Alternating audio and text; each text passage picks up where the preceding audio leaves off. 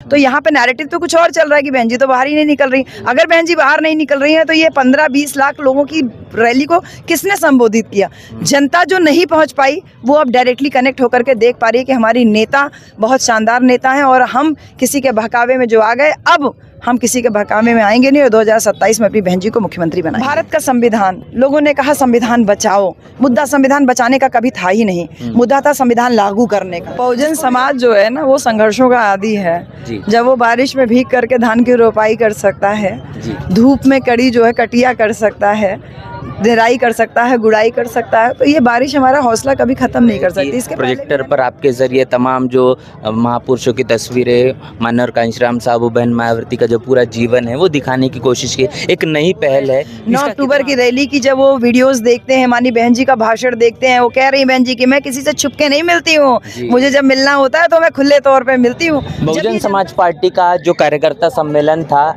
आज पूरा हो चुका है और इस वक्त मेरे साथ बहुजन समाज पार्टी के मंडल प्रभारी जो इस पूरे आजमगढ़ मंडल को देख रहे हैं डॉक्टर इंजू चौधरी जी है। मैडम, सुबह से जब कार्यक्रम शुरू हुआ लग रहा था कि कार्यक्रम हो पाएगा नहीं हो पाएगा, बारिश रुक रही थी, आ रही थी, क्या आपके मन मस्तिष्क में क्या चल रहा था उसमें कि कैसा होगा आज का कार्यक्रम? बहुजन समाज जो है ना वो संघर्षों का आदी है। जब वो बारिश में भीग करके धान की रोपाई कर सकता है, धूप में कड़ी जो है कटिया कर सकता है, ढेराई कर सकता है, गुड़ाई कर सकता है, तो ये बारिश हमारा हौसला कभी ख़त्म नहीं कर सकती। इसके पहले भी मैंने आपको मंच पे भी मैंने बोला था कि 10 साल पहले भी हम लोगों ने आज ही के दिन बहुत ऐतिहासिक कार्यक्रम यही मोहम्मदाबाद गोहना की धरती पे 5 जुलाई 2015 को किया था। उस समय भी यही माहौल था कि आधे कार्यक्रम के बीच में बारिश होने लगी, तो हमारा मन कभी घबराता नहीं है। क्यों? हमें ये लगता है क्योंकि जब जनता ने कहा कि मैडम जी टेंशन ना बा, भीजल जाई लेकिन सुनल जाई, तो जब उन्होंने औरतों ने ये हौसला बना लिया था, तो आज भी जब बारिश का मौसम हुआ तो हमको यही औरतों की बात समझ में आ रही थी कि जो याद आ रही थी जो उन्होंने उस समय कही थी आज से 10 साल पहले कि भीजल जाई लेकिन सुनल जाई। तो कोई भी बरसात हो, गर्मी हो, जाड़ा हो, हमारा हौसला पस्त नहीं कर सकती।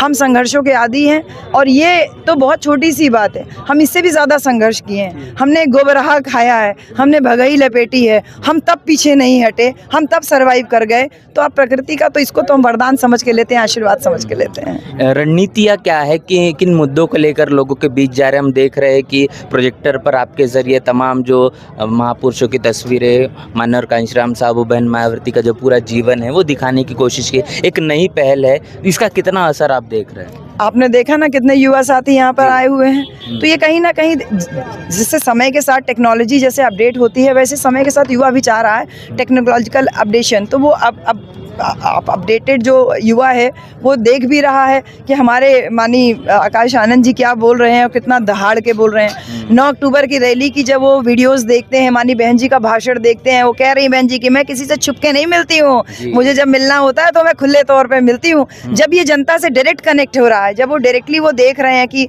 वीडियोस में कि हमारी बहन जी ऐसे बोल रही हैं, तो यहाँ पे नैरेटिव तो कुछ और चल रहा है कि बहन जी तो बाहर ही नहीं निकल रही। अगर बहन जी बाहर नहीं निकल रही हैं तो ये 15-20 लाख लोगों की रैली को किसने संबोधित किया? जनता जो नहीं पहुंच पाई वो अब डायरेक्टली कनेक्ट होकर के देख पा रही है कि हमारी नेता बहुत शानदार नेता हैं और हम किसी के बहकावे में जो आ गए, अब हम किसी के बहकावे में आएंगे नहीं और 2027 में अपनी बहन जी को मुख्यमंत्री बनाएंगे। बहन मायावती से मुलाकात करने का लगातार हम सिलसिला देख रहे हैं, आपका संगठन समीक्षा बैठक है, बूथ स्तर तक के पहुंचने का काम, तो कितना काम अभी और बाकी है ऐसा आपको लगता है? देखिए, SIR में कुछ बूथ बढ़ गए हैं, कुछ घट गए हैं, कुछ वोटर लिस्ट में नाम कट गए हैं, तो वो सारा काम लगातार चल रहा है। कई सेक्टर नए बने, कई बूथ नए बने, तो उसमें हमें नए पदाधिकारियों को जोड़ना है। कुछ सेक्टर के कुछ ऐसे गांव थे जो बूथ इधर उधर हो गए, तो उसमें भी हमको नए तरीके से उसको रिन्यू करना है। ये सारा कार्य लगातार चल रहा है, जबकि हम लोगों ने पिछले साल ही पूरी सेक्टर और बूथ की समीक्षा करके पूरा नया तैयार कर लिया था। लेकिन SIR के बाद पुनः ये कार्यक्रम चालू है। अब 80% से ज़्यादा काम पूरा हो चुका है। 10-20% का जो काम है वो लोकल स्तर पे वो बहुत ही जल्दी 8 से 10 दिन के अंदर वो भी कंप्लीट हो जाएगा। मैं अभी क्या मुद्दे होंगे जिन मुद्दों को लेकर बसपा तो चल ही रही है, लेकिन अब लोगों के बीच जाकर क्या ऐसी चीज़ें बताई जा रही जो सपा और भाजपा इनके लिए बसपा का सबसे मजबूत मजबूत जो है बात हो सकती है? भारत का संविधान, लोगों ने कहा संविधान बचाओ, मुद्दा संविधान बचाने का कभी था ही नहीं, मुद्दा था संविधान लागू करने का, जिसको विरोधी पार्टियों ने समझ लिया कि माननीय बहन जी की जो 4 बार की सरकार थी, जिसमें जनता भय मुक्त, अपराध मुक्त शासन पाई, जिसमें जनता फ्री में एजुकेशन पाई, फ्री में राशन के लिए लाइन में नहीं लगना था उनको, फ्री में एजुकेशन मिला, वजीफा मिला, ठेकेदारी में आरक्षण मिला, जमीन पट्टे पे मिली, तमाम छात्रावास खुलवाए गए, ऐसी तमाम जो जमीनी योजनाओं का लाभ सर्व समाज के लोगों को मिला। लोगों ने दिग्भ्रमित किया, जनता को भ्रमित करने की कोशिश किया कि केवल एक वर्ग विशेष को बहन जी ने लाभ पहुंचाया, लेकिन माननीय बहन जी की योजनाओं का लाभ ब्राह्मण, ठाकुर, बनिया से लेकर के सर्व समाज के, पिछड़ा, मुसलमान, दलित, सर्व समाज के लोगों को लाभ पहुंचा। आज जनता खुद इस बात का एहसास कर रही है कि माननीय बहन जी के ही शासनकाल में वो सुरक्षित थे। अब संविधान लागू करने का मुद्दा डाइवर्ट करके संविधान बचाओ किया गया।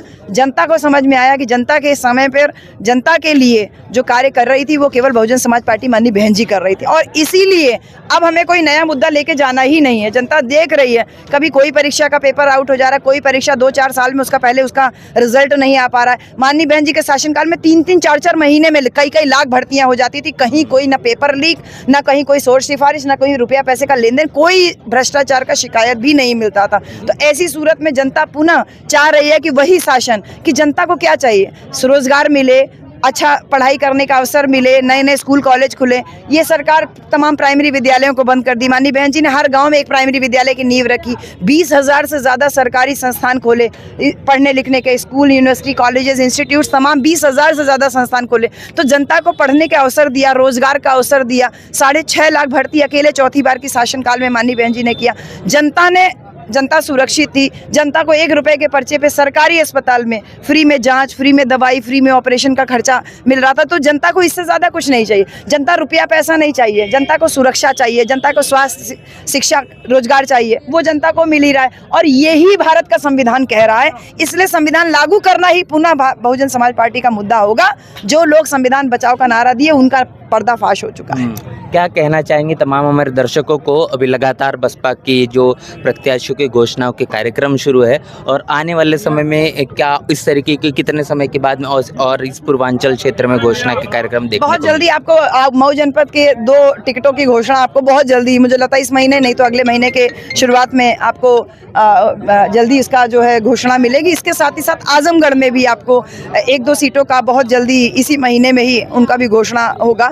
जल्दी ही इस महीने के अंत तक हम लोग प्रयासरत हैं कि अपनी आजमगढ़ मंडल की सभी सीटों की घोषणा करवा लें। आज की जो घोषणा है और पूरा कार्यक्रम, इस कार्यक्रम को लेकर खासतौर पर आप क्या बात कहना चाहेंगे? देखिए, युवाओं ने अपने जोश के साथ ये दिखा दिया कि आंधी, पानी, तूफान, बरसात उसको रोक नहीं सकता है जी। और ये भी दिखा दिया कि जो तमाम बहकाया लोगों ने और जिस तरीके से आज जनता टिकी रही, ये जनता ने भी दिखा दिया, प्रकृति ने भी साथ दिया, और विरोधियों को भी जवाब मिल गया कि 2027 में बहन जी आने वाली हैं। जनता चाह रही है। ये तमाम जो नौजवान बच्चे दिख रहे हैं ना, ये सब बहन जी के शासनकाल में हो सकता है 1-2 साल के रहे हो या 5-6 साल के रहे हो। आज नौजवान हो गए, लेकिन इन्हें नहीं पता बहन जी का शासनकाल कैसा था। लेकिन जब आप प्रोजेक्टर के माध्यम से जब हम गाँव में दिखाते हैं, जब आप इस तरीके के बड़े मंच पे तमाम लोगों को देखते हैं, बोलते हैं, भाषण होता है, लोगों के विचार मिलते हैं, तब जनता को, इन युवाओं को ये संदेश मिलता है कि बहुजन समाज पार्टी इकलौती ऐसी सरकार, इकलौती ऐसी पार्टी है जो एक सुरक्षित, भयमुक्त शासन दे सकती है। और हम सब लोग, न केवल मोहम्मदाबाद बल्कि पूरे मऊ की जनपद की जनता मूड बनाई है कि इस बार बेहतर परिणाम 2027 में देगी। बहुत बहुत शुक्रिया। तो काफ़ी सारी चीज़ें हमने समझी है आज के इस पूरे कार्यक्रम को लेकर। पूरे कार्यक्रम में जहाँ पर बहुजन समाज पार्टी के आजमगढ़ मंडल के प्रभारी है डॉक्टर इंदु चौधरी, इनके ज़रिए जो बातें कही गई है, पूरी की पूरी चर्चा बातचीत को लेकर आपकी राय प्रतिक्रिया लेकर कमेंट बॉक्स में जरूर बताएं। बने नेशनल चौपाल के साथ मिलते हैं वीडियो में, तब तक के लिए जय भीम, जय भारत। बहुजन समाज की हर खबर पाने के लिए चैनल को सब्सक्राइब करें, लाइक करें, शेयर करें। नेशनल चौपाल को बचाने के लिए ज्वाइन बटन क्लिक करके चैनल की सदस्यता लें और चैनल को आर्थिक मदद करें।